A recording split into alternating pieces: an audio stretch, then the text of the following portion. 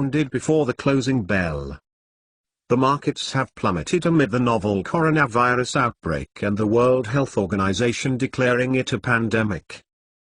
Friday's gains came a day after the Dow lost more than 2,350 points, almost 10%, a day after falling 1,464 points, or 5.86%, as investor anxiety pushed the index into a bear market for the first time since the 2008 financial crisis.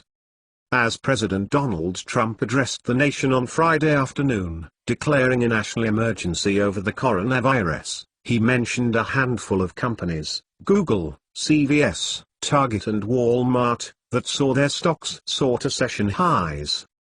Greg McBride, chief financial analyst at Bankrate, told ABC News that the public should be prepared to see volatility in markets as the situation unravels. What's driving the sharp decline we've seen the market over the last 3 weeks is a health risk with a lot of unknowns, McBride added. Until we've got answers and we can model out what that means for the economy and corporate earnings, stocks are gonna be volatile.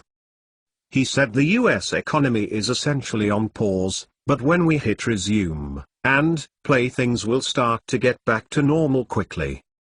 As markets reeled this week, the Federal Reserve announced a $1.5 trillion plan to help stabilize the financial system, but that appeared to have little effect on Thursday. What is the deal with the $1.5 trillion stock market bailout? Where did this $1.5 trillion come from? How are we supposed to pay for it? The Federal Reserve Bank of the USA injected $1.5 trillion into banks the other day. This is done by the Fed exchanging liquid cash for illiquid reserves such as stocks or bonds. The terms for these kinds of deals are typically quite short and are repaid over a few weeks to maybe a month or so. This is done to stabilize the banking structure and give banks an incentive to loan money, which should impede a slowdown of growth. As to your question of how do we pay for it? We really don't need to. The Fed creates the money on its balance sheet and balances it out with the debt. When these banks repay these loans, the money gets removed from the balance sheet, thus destroying it. The Federal Reserve Bank's primary job is to maintain monetary policy, which includes determining how much money exists at a given point in time. Edit.